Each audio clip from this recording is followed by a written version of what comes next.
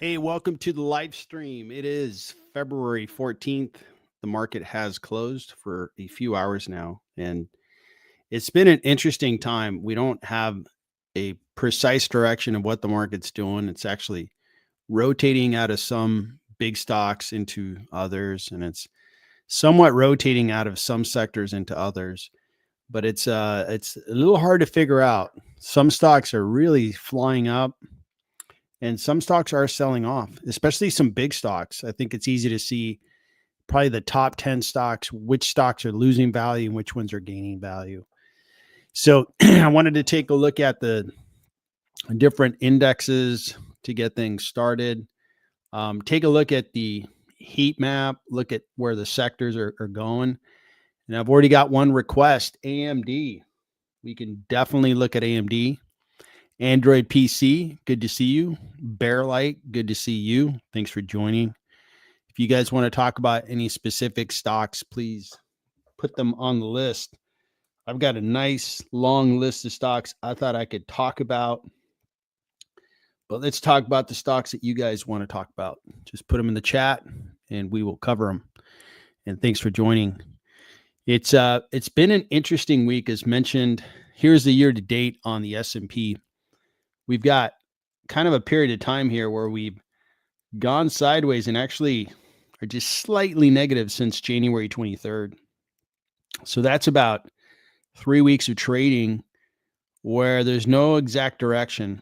Beginning of the year, we know it had a really nice upward, swing to the S&P, but year to date it's 4%. That's not bad. If we annualize that number, man, we're way up there again. So not bad at all. When we look at the NASDAQ and go year to date on the NASDAQ, it's up almost 4%.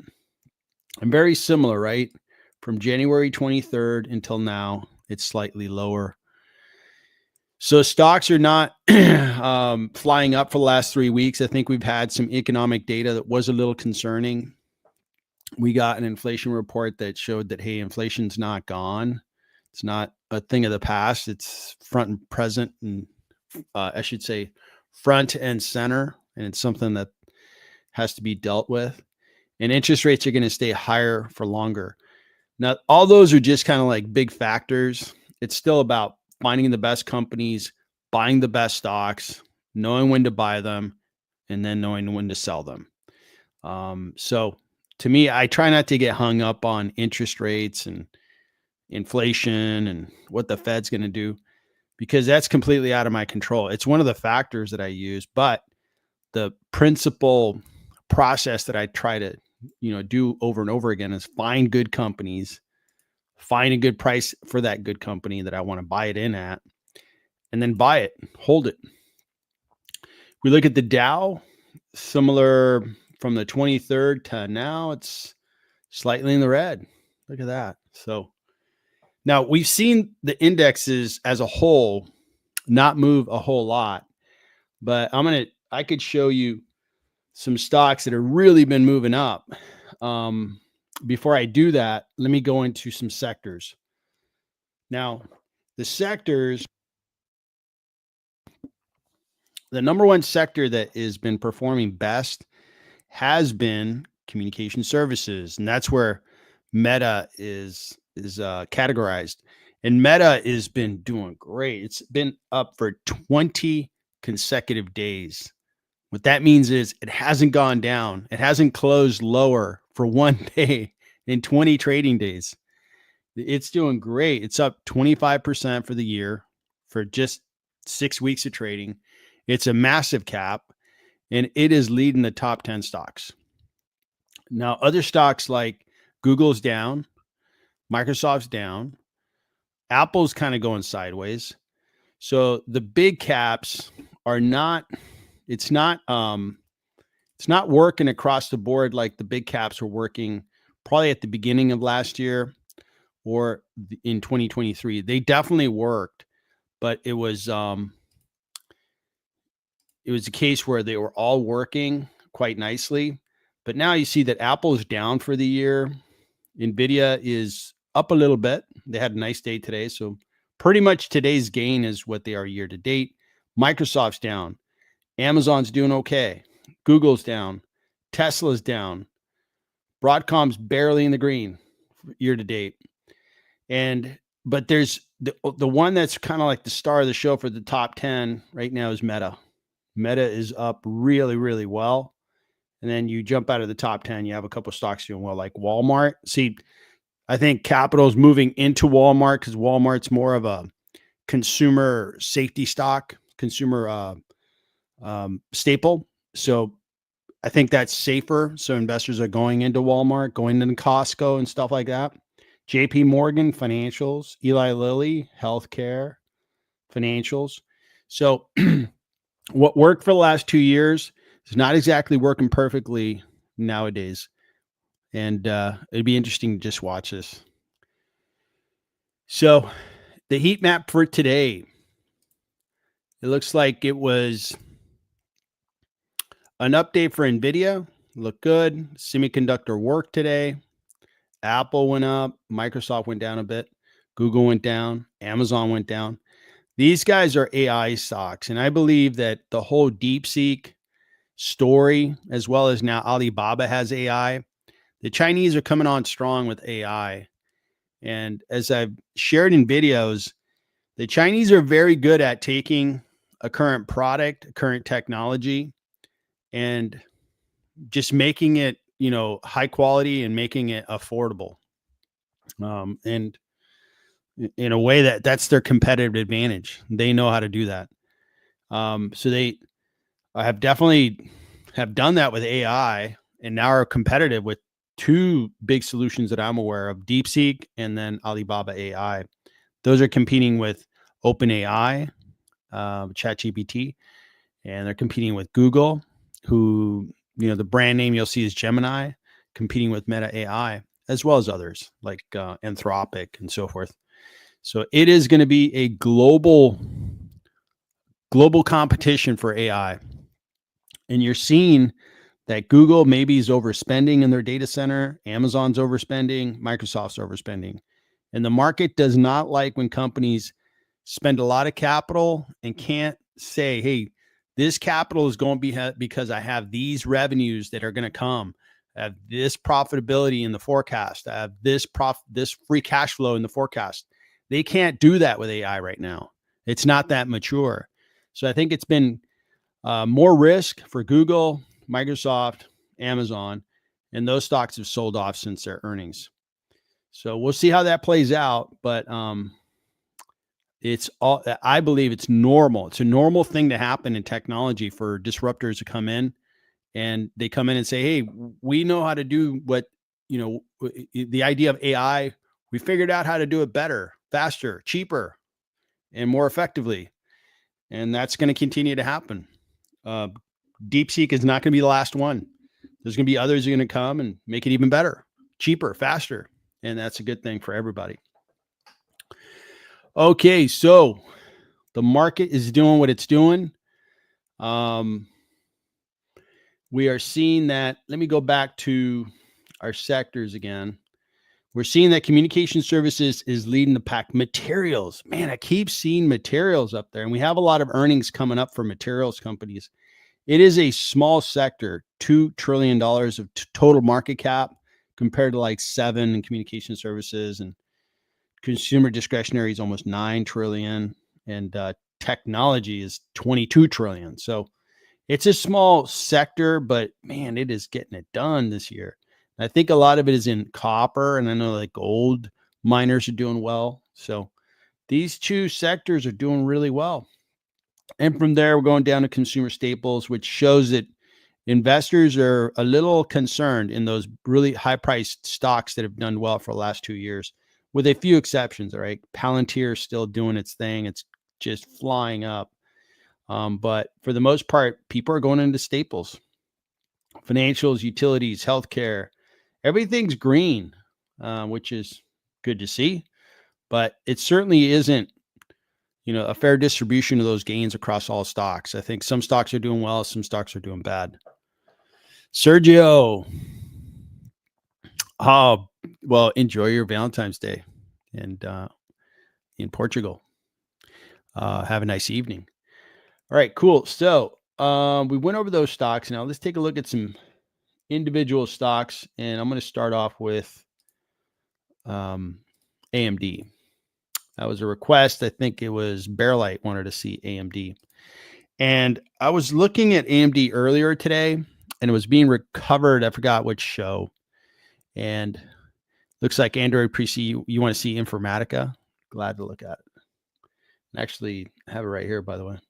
So I'm ready to go on that one. So AMD, look at that chart. Nice, consistent chart. The only problem is that it's nice, consistent drop in value. AMD strategically is, they just don't have it. They can't say they're number one in GPUs. That's NVIDIA. They can't say they're number one in PC. That's Intel. They're kind of, and they used to be, they were trying to be competitive in the data center, but somehow that's just not making a big difference. The stock hasn't been like a stock where investors have been comfortable for a long time. You could see that it rallied back in 21. It dropped. It rallied really well. And I think that's the reason why AMD comes up so much is investors would love to see this again. I think this is one of the stocks that went up with NVIDIA, and then it struggled ever since then. Now, I've covered this stock a few times, and the conclusion I come up with is that their free cash flow is terrible. And I'm going to compare them to NVIDIA, and I'm going to compare them to Broadcom and show you the big differences in free cash flow. And these two other stocks are semiconductor companies, but their free cash flow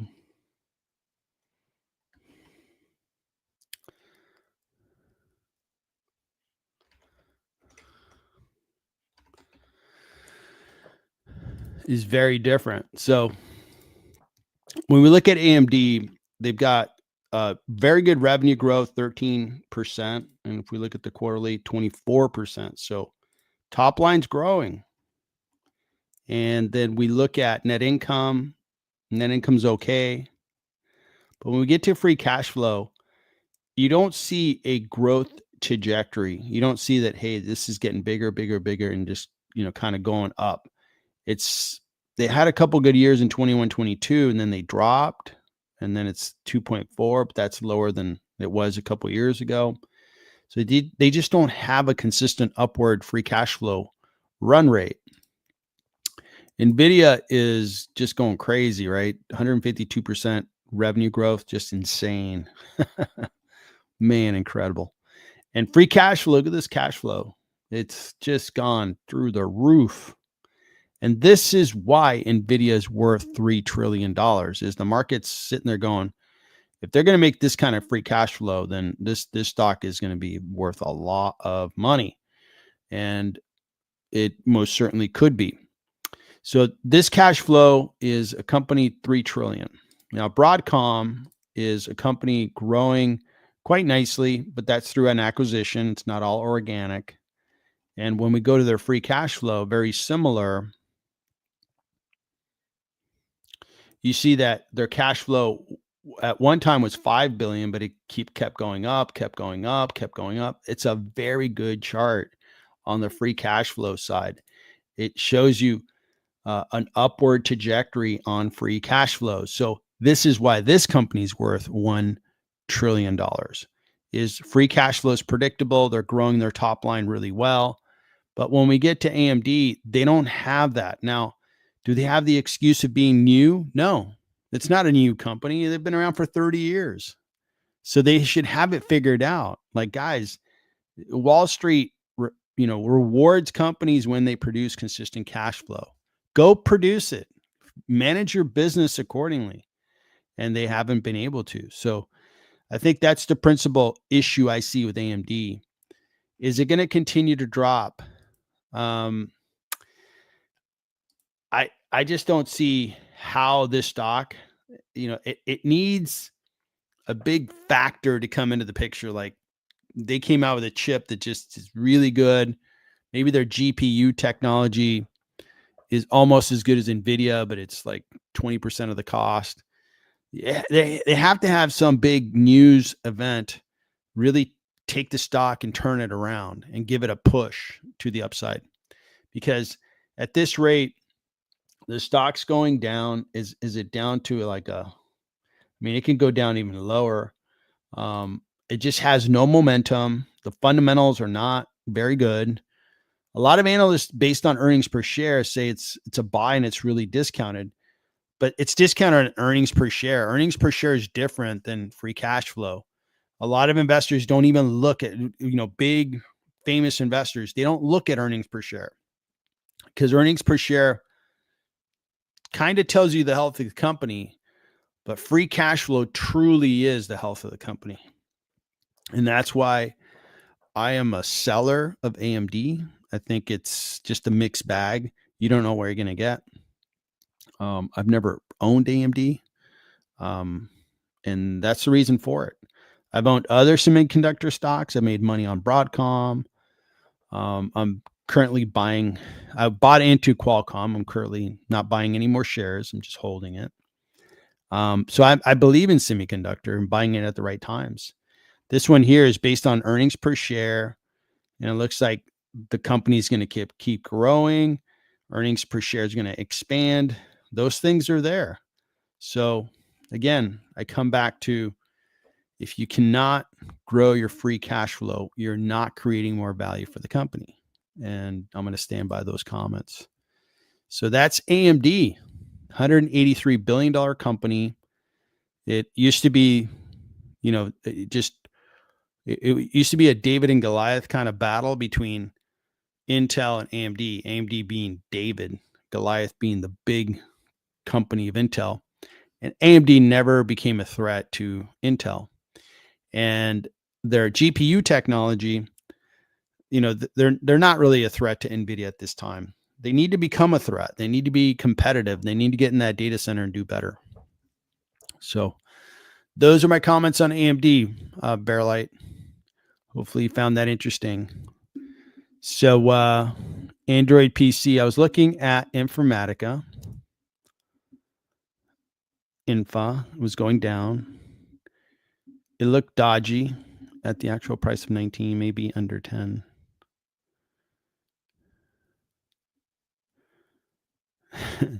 Let's take a look. So let's take a look. I'm familiar with Informatica. Informatica does software and they help companies connect multiple systems, and then that data gets extracted, transferred, and loaded to the other system. Very good integration tools, very well known. It is a very small cap, $6 billion. Revenue is 1.64 billion. Forward PE is really low, 16. Analysts say it's a buy, discounted by 50%. When we look at the 1 year, this one is really discounted. And this one I had preloaded because I saw that they drop like a stone. And I'm familiar with this company. I've looked at it. I know what they do. And let's take a look at what their earnings look like and what their revenue looks like. So this is the most recent quarter is in here. And it looks like their revenue dropped. Okay, that's a big problem. That explains the drop by 21%. Now, Informatica is kind of a one-trick pony. They do one thing. They do integrations. They do kind of like that data transfer kind of process of big enterprise systems or big databases. So I get that. The big threat to a company like this is a bigger software company like a Microsoft or a Google or even a Amazon through its AWS. They develop tools that basically compete and replace Informatica. And that's the big threat, is if you only do one thing within the software ecosystem, you may be rubbed out by the bigger players who say, yeah, Informatica is a little better than the Microsoft product, but why do you want to buy software from like 10 different vendors? How about if you just buy from one and you can use the integration tools from Microsoft as an example? Not saying that's exactly factual. I'm just kind of expressing a theoretical point.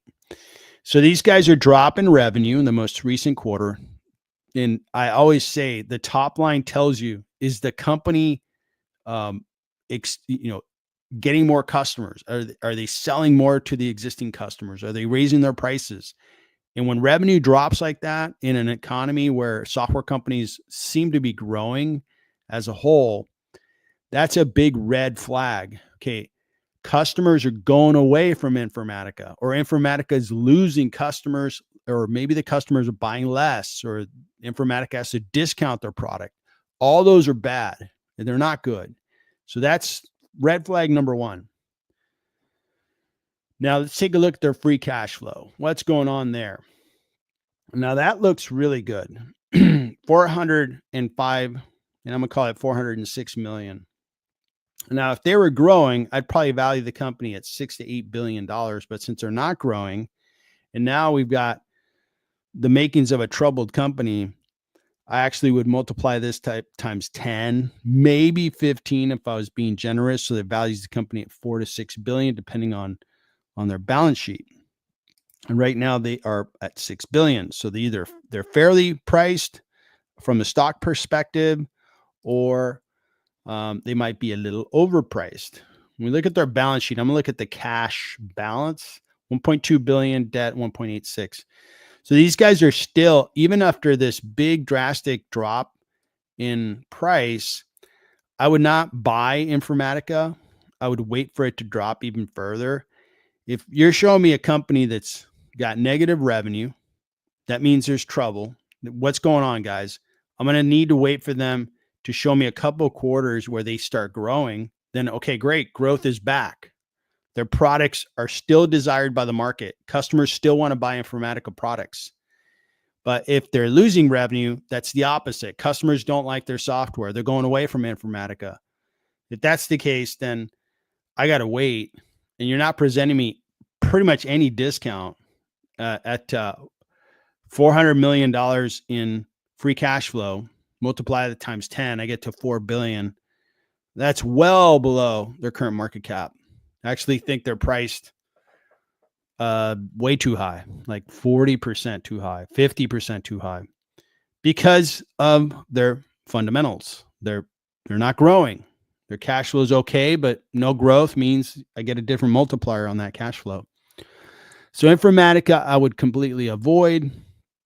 If they came around and started to grow again, I might be interested, but I think they've got some repairing to do. The market freaked out. I think this drop is rational. You've heard those words, right? Rational, irrational. Irrational is like, I'm going to show HIMSS in a little bit. That stock's flying through the roof. That's irrational. It's not based on fundamentals. It's not, wow, hey, they discovered this new product. Everybody wants it. That's not what's going on at HIMSS. Informatica, hey, they reported negative contracting business. Okay, that's a big red flag. And if it's contracting business, okay, it completely, a different valuation on the company. So that's a very rational decrease in the stock price for Informatica. All right, so Android PC.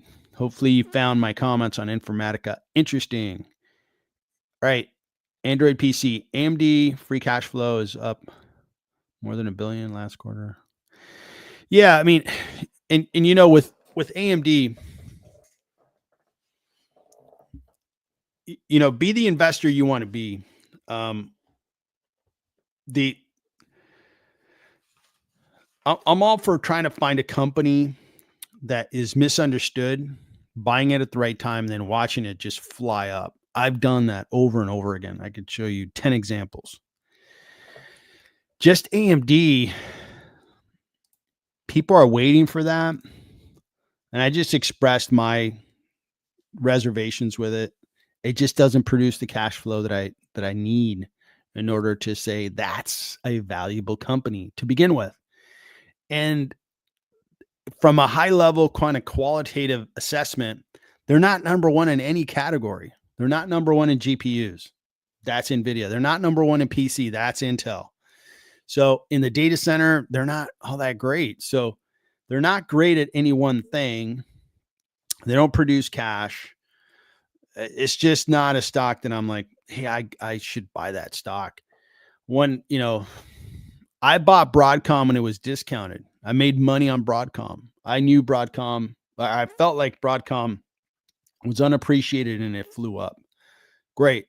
So I'm not against, buying a stock that's been beaten up and can come back. I just don't believe AMD is a stock that's going to do that. And you guys, you make your decisions. I'll give you my opinion, just the way I see it. Hope you find it interesting, but it's not meant to give you any instruction on what you should do with your trades. You make your own decisions, but I will always give you my opinion, just the way I have it. And hopefully you find it interesting and it comes into your process. Just one more data point, because that's the way I listen to other investors. I don't copy exactly what Warren Buffett does, but I certainly like to study it and kind of go, man, why is he doing this? Why is he doing that? Why is that? Like Bill Ackman bought into Uber. I was already into Uber. So thanks a lot, Bill Ackman. You made me some money indirectly. It's interesting how he comes into a position, but I don't like pattern myself under like Bill Ackman or George Soros or Warren Buffett or Charlie Munger, the late great Charlie Munger. All right, so Sergio,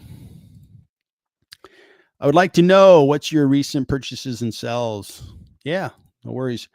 So right now, the thing I would want to communicate is I'm building up my cash balance, and we've had just a really nice market, right? I don't think anybody wants to complain about, from the beginning of 2023 to this point on the NASDAQ, we're up 91%. That's great. Awesome. So I'm building up cash. So my number one buy is I'm buying cash. How am I doing that? I'm selling shares in some stocks, and I posted it on pretty much everything on my channel. If you look at my post within YouTube, on X, and in Discord, and on Threads, and the companies that I sold to form cash are, I'm lightening up the number of shares in LNTH. I'll just kind of share the post here. So LNTH, this stock has been not performing really well. So I'm selling some shares in that. I'm selling shares in Nike. I'm selling the whole position in Lantheus. That's the company. I'm selling the whole thing. It was a small position. It was like $5,000. I'm down to like $1,500. I dollar cost average. And Nike, I had like $30,000 at one time. I'm going to bring it down to 20. I'm selling out of Hewlett Packard, HPQ. And there I had $60,000 of HPQ. I'm like, I want to lighten that up to 40. So that's another stock that I'm selling.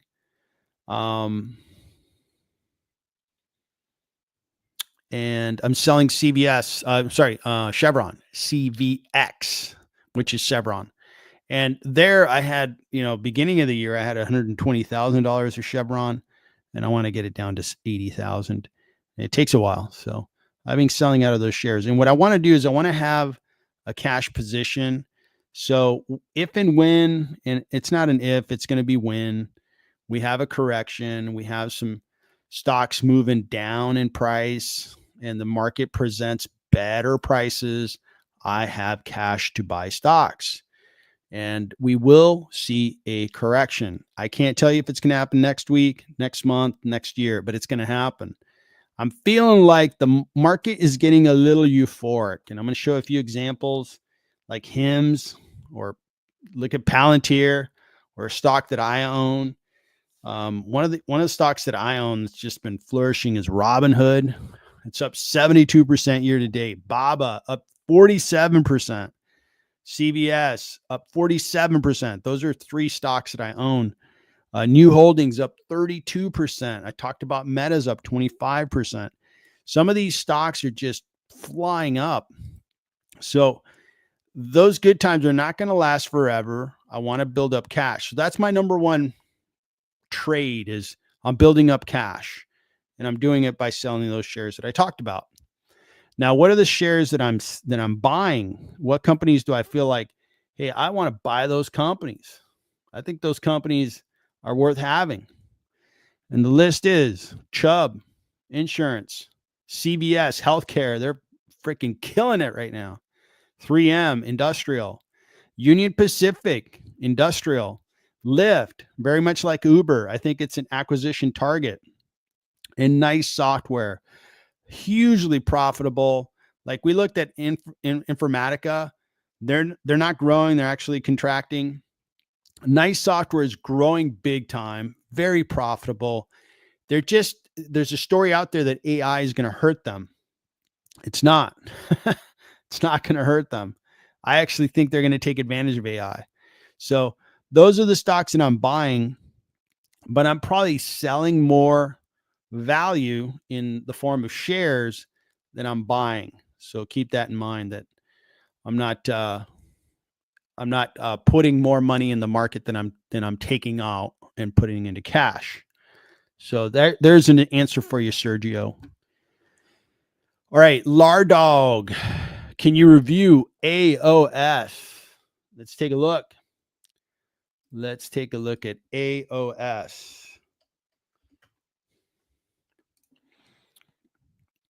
A.O. Smith Corporation manufactures, markets residential and commercial gas and electric water heaters, boilers, heat pumps, tanks, water treatment products in North America, China, Europe, and India. Okay, water heaters. It's a, in what category? These guys, they're an industrial, and people are putting these in their homes, maybe apartment buildings, commercial properties, so they can heat the water. And I guess, did they also do heat pumps, tanks, boilers? So it's all around, heating up of water and so forth. Okay. This is a $9.5 billion market cap company. Revenue is $3.8 billion. PE is 17. Analysts like the company, buy discounted by 22%. It does pay a dividend. Over the past year, it's down 16%. Over the 5 years, it's up 50%. Okay. All right. So is the business, they announced on January 30th. So it's been a couple weeks since they announced. And when we look at their business, it's contracting. And I'm looking at the quarterly. So the annual will give us 4 quarters, and it'll kind of put a full year, in one bucket. I like to look at the quarterly because it gives me a little more precise what's going on with the business most recently. Most recently, their revenue is contracting by 7.6%, and it's contracting the quarter before by 3%. That is not good. Okay. And you have high interest rates in the US. People are not going to be buying and selling homes all that often because interest rates are just making the real estate market real slow. Also, as real estate, it becomes more valuable, but with interest rates being higher, there's a higher cost. So landlords are probably going to be slower to remodel their properties. I'm a landlord, by the way. I invest in real estate, so that's my best guess there. But nothing can argue with the fact that this business is contracting. So that is not good. A contracting business is not good. I like to see that top line nice and green. It's growing. Customers love the product. More customers are coming to, buy their product. All that stuff means that it's good stuff. Now, they're contracting, and their free cash flow is going down. So they went from close to 600 million down to 474. Since it's a contracting business and industrials, not the sexiest, most profitable industry that we can work with. Their gross margins are 38%. Profit margins are 14%. So those are not awesome margins. Those are good margins for an industrial company, but not great. This number I would multiply times 10. I get to, let's call it $4.7 billion of value. I'm going to take away the debt that's on their balance sheet. And I bet you they do have some debt. Not really. They have more cash than debt. I am corrected on that. So they actually about $55 million to put in there. So we're talking $4.75 billion of value, but the market cap is $9.5 billion. This company, in my mind, is overpriced. Not enough cash. Not enough cash. Not enough cash. Cash is the path to the most valuable, or becoming a really valuable company. When we look at Apple, what's their cash situation? Do they generate cash? And boy, do they generate cash. Cash flow, almost $100 billion of free cash. In 2024, they have a fiscal year that ends at 28th. They had $108 billion. Look at this growth in cash. They went from 64 up to 108. That's why Apple's worth $3 trillion. And I can go down the list of the most valuable companies. Free cash flow is the true measure of value that a company is creating. They create free cash flow, they put it on the balance sheet. It becomes this huge asset. They earn interest on it. They acquire other businesses with it. They can buy back shares. They can do so many things. It's a true measure of a business's desirability. And this business doesn't produce enough cash. It's just, I get to invest my hard-earned money in the best companies in industries that I want to own. There's no rule that says I have to buy industrials. I buy the best companies in the best industries. If I'm going to go into industrials, I'd rather go into 3M. 3M is discounted and provides me a very good proposition as an investor. Analysts think it's fairly priced, but when you look at this business is on rebounded. Probably about 9 months ago is when the rebound happened, which is why you're seeing this stock price. It really began to move. So buying it here was a really good idea, which I did. Now I'm going to build up the position even more. But 3M produces really nice cash flow. It really substantiates the current valuation of the company. And historically, they've produced a lot of free cash. And I'm forecasting they're going to get back to a $5 billion cash flow run rate. And they are now growing their business. You see how we have red here? But we got to go to the quarterly. And we see that the business is now growing. So we have an expanding business. Historically, they've done $5 to $6 billion of free cash.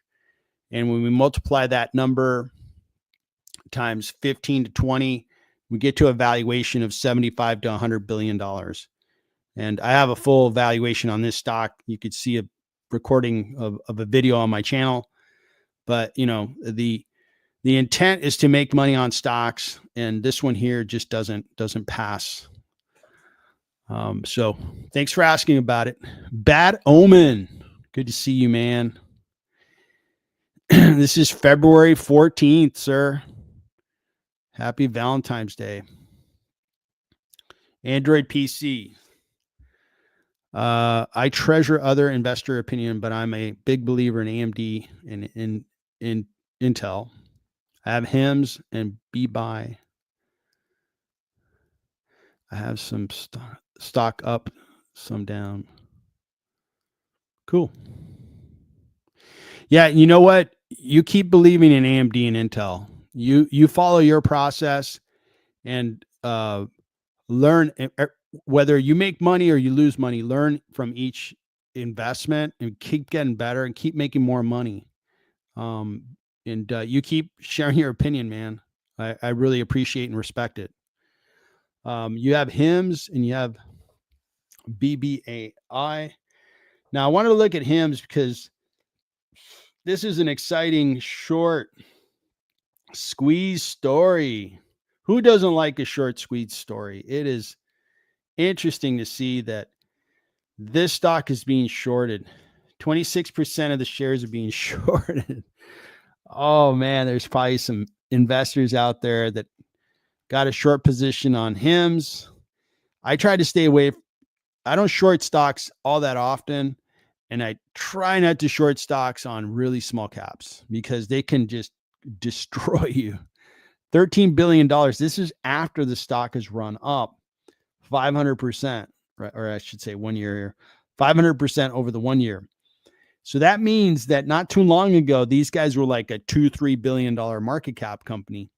So when you start shorting a company that's low market cap, these guys can double in value, and it doesn't even register on the whole S&P and indexes. So this one here can continue to fly up. So it could be really, really nasty for any short sellers. Now, at some point, this thing is going to come down, because when we look at HIMSS, analysts are saying it's being priced at a premium of 56%. That's what they're saying. Let me give you a quick stab at what I think HIMSS, and I don't know that I currently have a valuation on HIMSS. Let me take a peek.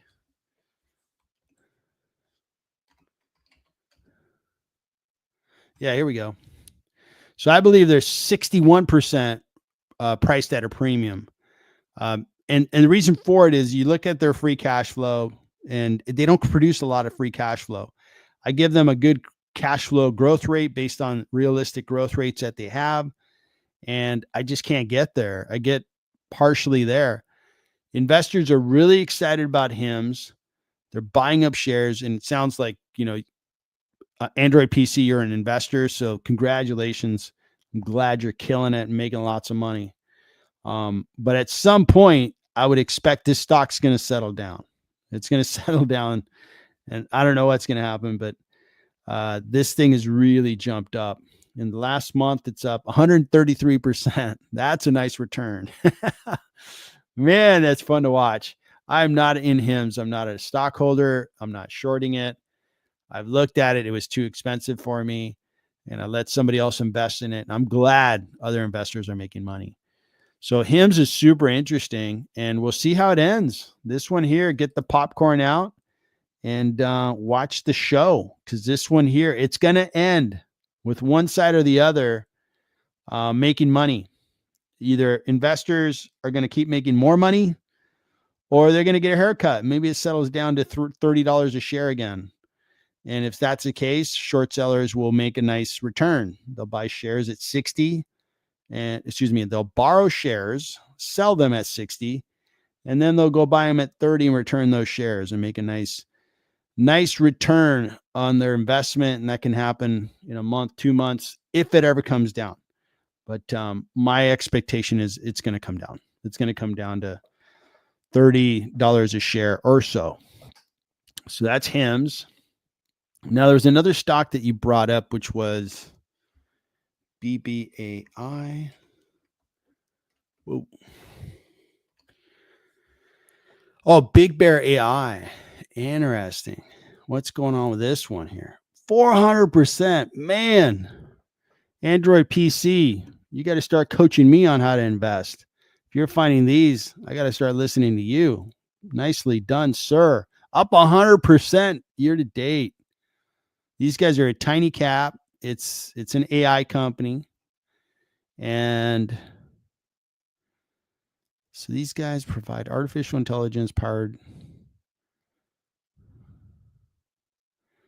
Got it. Okay, so they're around security and supply chain. Now, financials, they're not really growing. So a lot of excitement around AI, but if their software is that super cool, why is the growth like not growing? I mean, super cool means, and the last quarter grew nicely, 22%, but it's not incredible growth. You want to see incredible growth, go look at NVIDIA or go look at Coinbase. It grew 102% for the whole year. That's incredible. 22% for one quarter, it's okay, especially since in Q1 they were down 21%. So for the full year, they're not growing. So investors are buying into AI stocks, and they may be right that, hey, these things are going to be worth so much more money in the future. They may be right, but the fundamentals are saying there's not a lot of value here. There's a lot of risk. And I don't invest in stocks like these. I value on free cash flow. These guys don't produce free cash flow. I don't know when they're going to produce free cash flow, and I wouldn't be able to value this stock. When we look at a forecast, we've got 3 analysts covering it. They all believe that it's priced too high, and it's priced 50% too high. So we'll see where Big Bear AI goes. Looks like they're not going to be profitable according to these analysts and their forecast, they won't be profitable in the next 2 years, the next 2 years. So they're not going to be profitable and they're not going to generate free cash. So that would be a pass for me, but I'm glad you're making money on that. Carlo, it's good to see you.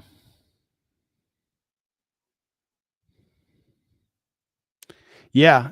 Oh, one thing I didn't mention is Airbnb. I am trimming a few shares there, principally because I own $120,000 of Airbnb.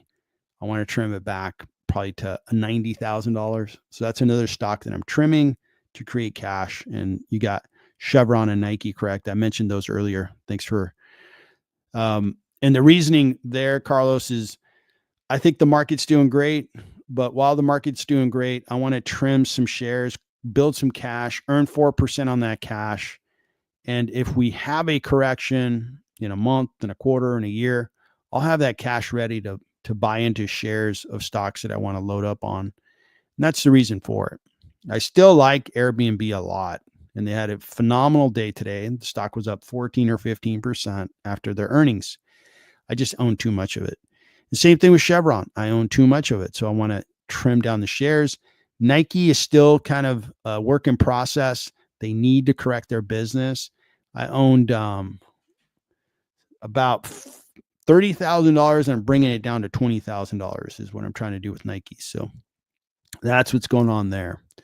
Sabir, good to see you. Android PC, you learn a lot from me and I'm learning a lot from you.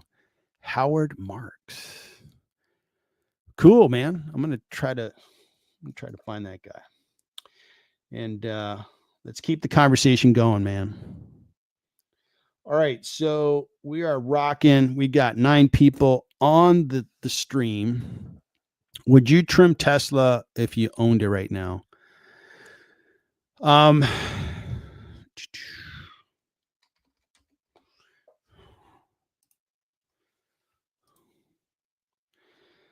Well, this one's, so I don't own Tesla, but Elon Musk most certainly is a very influential guy now, right? He's got a very close relationship with our president, and I think he's trying to get, kind of fast track Tesla's ability to do full self-driving and then start a robotaxi business. So that whole idea will always be out there. If you fully believe in that idea and you think it's going to come to fruition in the next couple of years, that might be a reason to hold. And it depends how many shares I had, right? Like I mentioned, I love Airbnb, but I had too much of it, so I trimmed back. So let's say I was a Tesla stockholder and I owned $10,000, I'd probably just keep it. It's like, okay, I want to see how this thing plays out. But let's say I had $150,000 of Tesla. I'm like, that's a lot for my portfolio. My biggest position's Meta. I own like a lot of Meta, and I'm not going to sell any shares.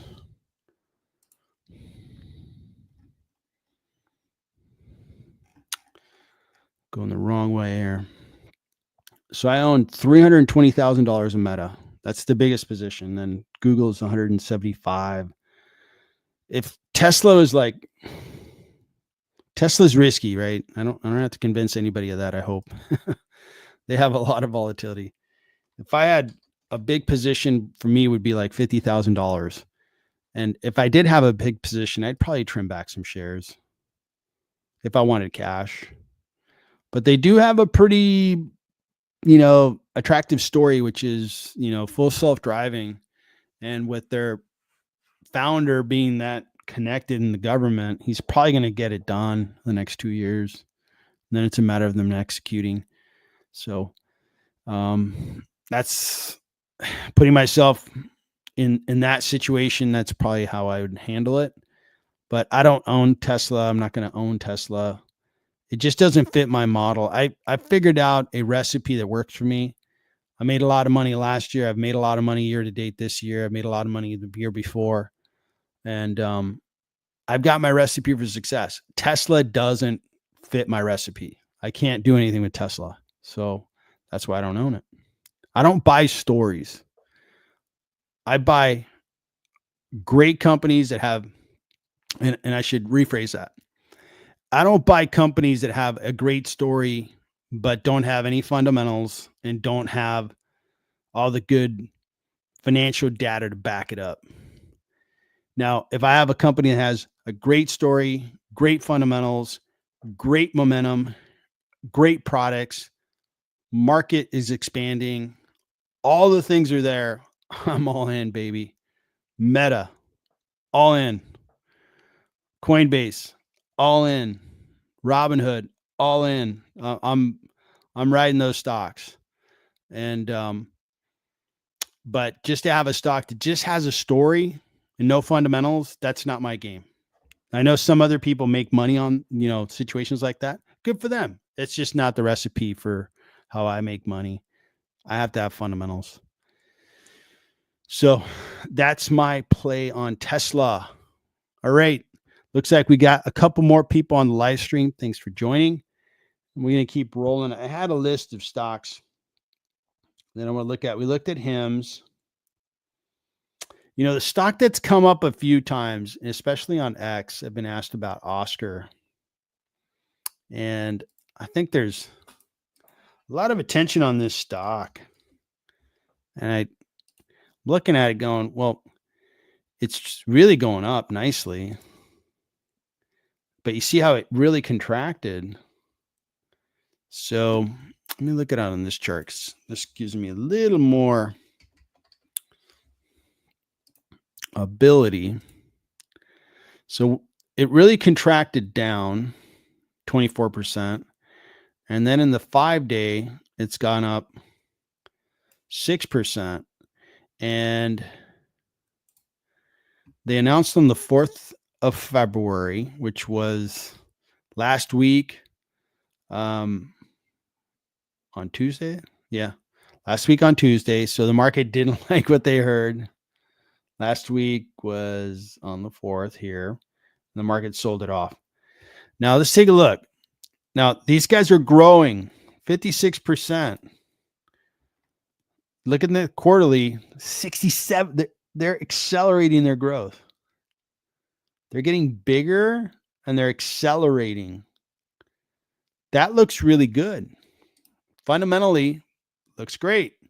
Growing revenue means customers like what they are selling. More customers are finding them and saying, I like Oscar. I like Oscar Health. I want to be a customer. Heck, I want to buy more of their products. I'm already a customer. I want to buy more of their products. Also shows that Oscar could be raising their prices and they have pricing power. They have ability to do that. And their free cash flow, $950 million of cash. Sweet cash. We like cash. Now, the thing that I'm going to knock is, guys, no consistency. I showed you how Apple just had like cash. These guys are, up, down, up, down, up. Now, 950 is a good number. That is a really good number. Let me look at the quarterly, look at that cash number and see what that looks like on the quarterly and see how that's inconsistent. They had a bad quarter in there, but the other quarters look good. So at 950 free cash at their phenomenal growth rate, I mean, geez, this stock's worth 30 billion. And look at that, $3.37 billion in market cap. They're doing almost $1 billion of free cash and their market cap's $3.37 billion. What an opportunity. It is staring me in the face. Opportunity is staring me in the face like a mountain lion in the tall grass just staring at me. And I didn't even know it. Now that I see the mountain lion, I'm frightened, to use an analogy. All right. These guys are profitable. They're profitable. Free cash. Phenomenal growth. No wonder people are asking me about this stock. People are smelling value. They smell like a freshly cooked apple pie. Man, people are salivating over this one. This looks like a really good stock. This is a winner chicken dinner. Now, the one thing that's kind of a limiting force is that healthcare hasn't been all that desirable to the stock market. Just healthcare stocks have not done great, especially health insurance companies. So this guy here, let's take a look at what they do just to get familiar with it. Health insurance, it works for you, not just health insurance. We're your health care partner. All right. Okay. So they're a health insurance payer. And then you get health insurance from them. You do your thing.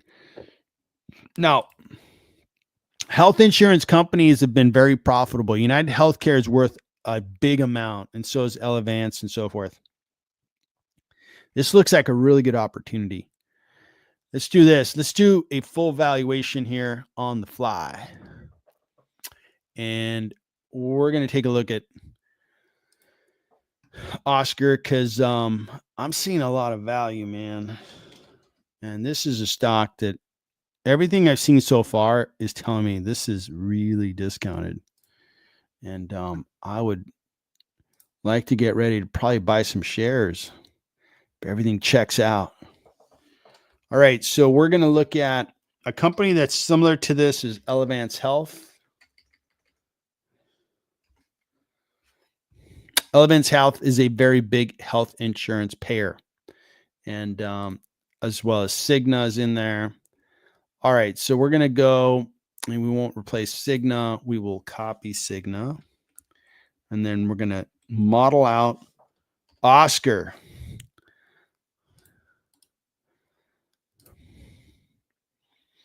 One of the cool things about investing nowadays is this stock came up in conversations on X.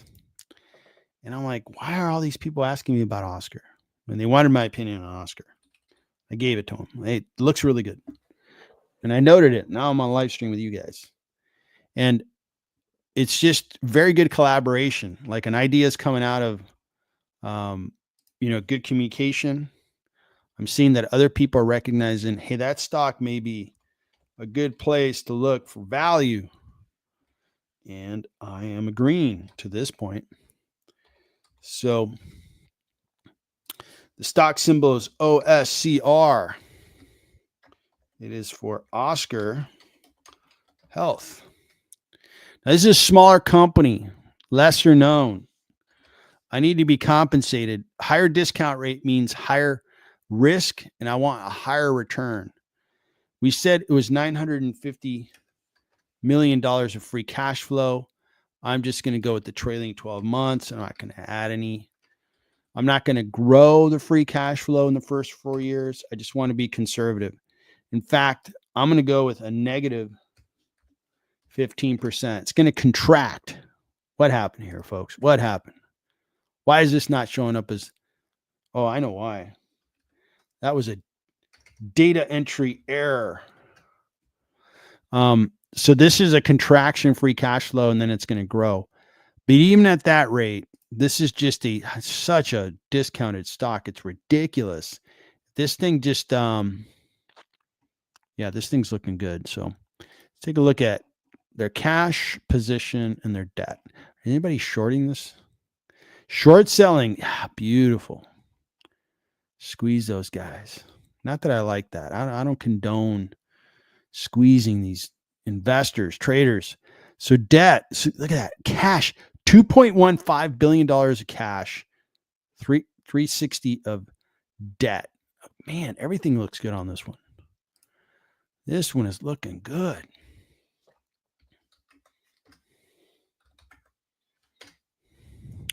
So market cap is here. Let me make sure I have the share count correct. And the share count is 250 million shares outstanding.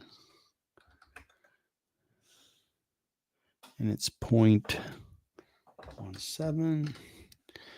So you see this discount rate, and I'm taking their current trailing 12 months.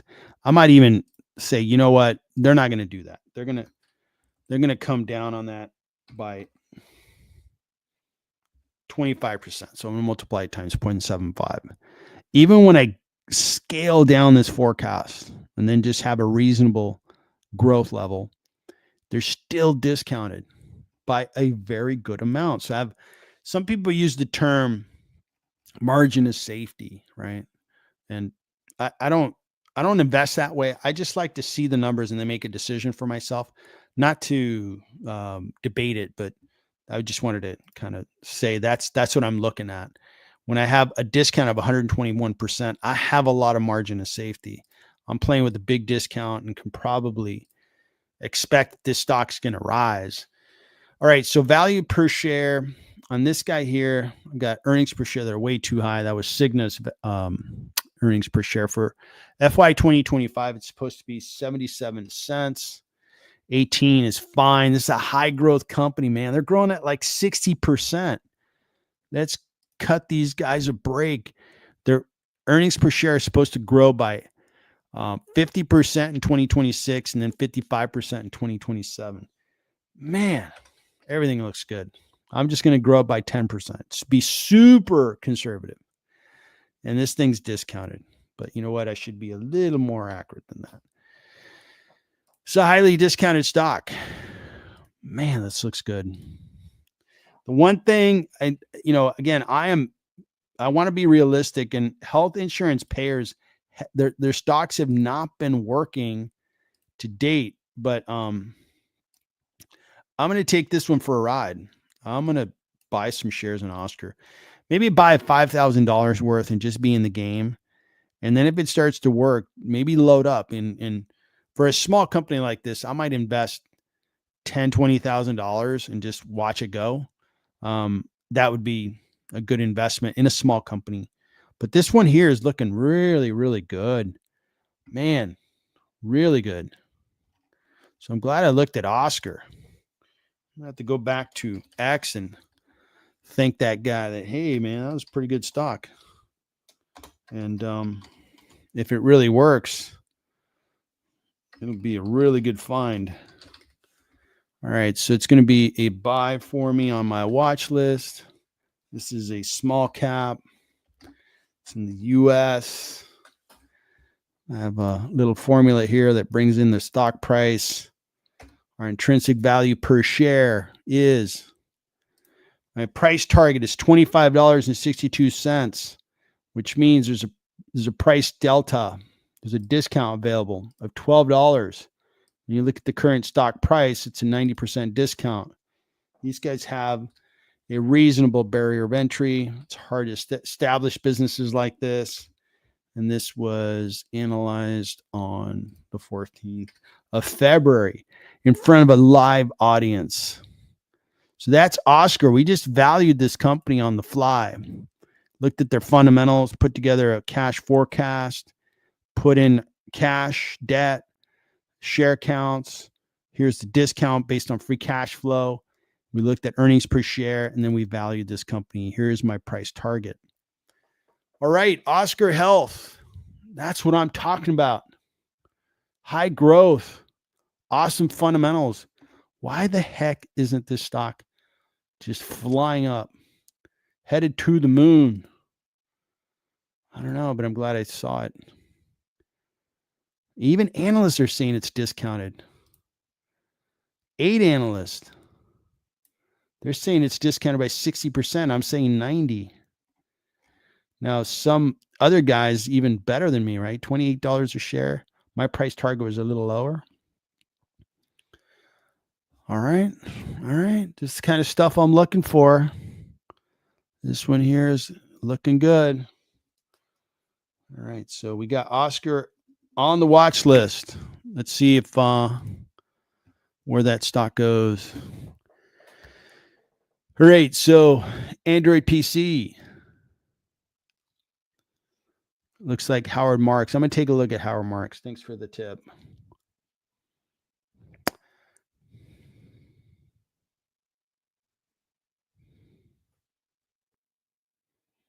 Cool. And then Oscar and Molina Healthcare. Yeah, see this story here, Robert F. Kennedy. I think people are taking it way too literal that, you know, Robert F. Kennedy is going to come in and completely change the insurance industry. That's not going to happen. The health insurance industry is, we all depend on it. If you start changing it, and, let's say my mom, who's 89 years old, if let's say she went to the doctor and they said, hey, you're going to need this medicine. And she went to the pharmacy and she's like, oh my God, I have to pay $500 because Robert F. Kennedy changed the rules of, prescription coverage. The current administration would lose votes fast. You would really get a lot of people angered, like myself, because the people that I care about, if you start messing with their health insurance, you're going to really, get under my skin. And I'll be like, guys, go focus on something that should be a problem, covering little old ladies and, maybe a kid that is in the hospital for some really bad illness, and you start taking away benefits of that kid. That's a real bad scene that could go off the rails quickly. Now, is he probably going to be more of, hey, for example, the weight loss drugs? He's probably a believer that, hey, you should try to eat healthy food and exercise. I agree with that. Now, some people don't want to do that. Some people can't do it for whatever reason, and they get on those, I think they're diabetic drugs. And if it works for them, I'm not against it. But he might be. In certain situations, he may be against it. But I don't think that has a direct impact on Oscar. That has more of a direct impact on Eli Lilly and those that are making those types of drugs. The health insurance payers, I think they're pretty much on the sidelines. They're like, hey, look, we're going to reimburse health providers when they take care of a policy owner, like they buy insurance from us, and then we pay them. And I don't think any administration is foolish enough to really screw around with that a whole lot. Because if you screw around with that a whole lot, you're going to lose voters for life. If you really affect, their son or daughter, or their wife isn't covered by for some drug that they needed, and you find out, yeah, the current administration changed the rules and it was covered, a year ago, but now it's not covered.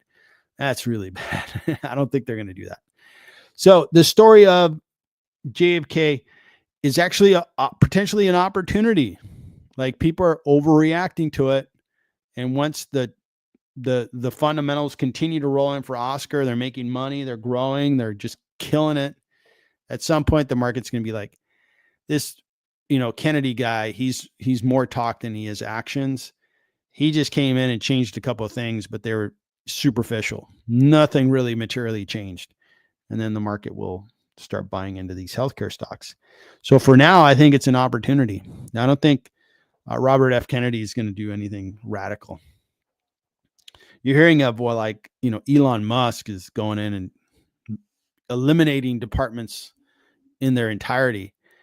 That actually would help health insurance payers. If they didn't have any regulators, man, they could make so much money. I don't know that that's a good idea, but I'm not in government and I'm not in leadership. I'm going to depend on their decisions, and hopefully they're very successful for the better of our country. So there is my opinion on Robert F. Kennedy. He's also kind of a bizarre dude, right? Some story I heard that he found a dead bear. He put it on the roof of his car, took it to Central Park in New York, and threw it in the park. And I guess they saw him do that, and enforcement caught up with him. And then on a separate occasion, he found I think the term is breached whale or beached whale. I don't know, beached whale. And he cut the head off and he put it on the top of his car with his kids were with him. That was a little bizarre, but to each their own, man. So Anyway, so that's Robert F. Kennedy. All right, so Oscar Health looks real good. Glad I looked at that one. We looked at HIMS. We looked at AMD. And, I noticed CART has been like kicking ass and taking names. I wanted to look at Datadog, so let me keep that one. But CART is Instacart. And this is one that I regret selling. I bought this, I made some money, and it continued to fly up. And it's doing really well year to date. Why did I want to look at this? A big super investor is now buying into CART. And I noticed it today. So CART's doing really well. It makes sense, grocery delivery. I mean, you've got ride sharing, you got food delivery, prepared food delivery, and CART is delivering your groceries. So this one makes total sense, and it's a good grower. When you look at their revenue, it's growing by 10%. Revenue is slowing down a bit, but look at that. It's kind of accelerated recently. So that's looking better. Pretty good growth rate, right? 10%, not setting any records. And it does have good free cash flow.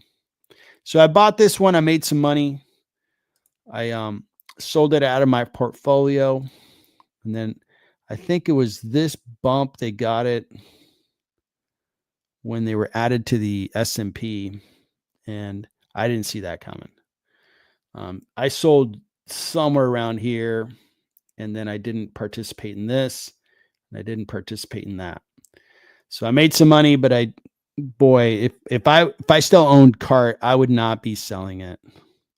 I would have probably held it. I own Uber and I own Lyft now, which is similar. And man, I wish I could have this one back, but I can't. I sold it, and that's the way it works. At least I bought it to begin with, and I made some money. But I'm glad to see Maple Bear's doing well. I think I have a valuation on it. Let's take a look what value I have on CART. So I still have it.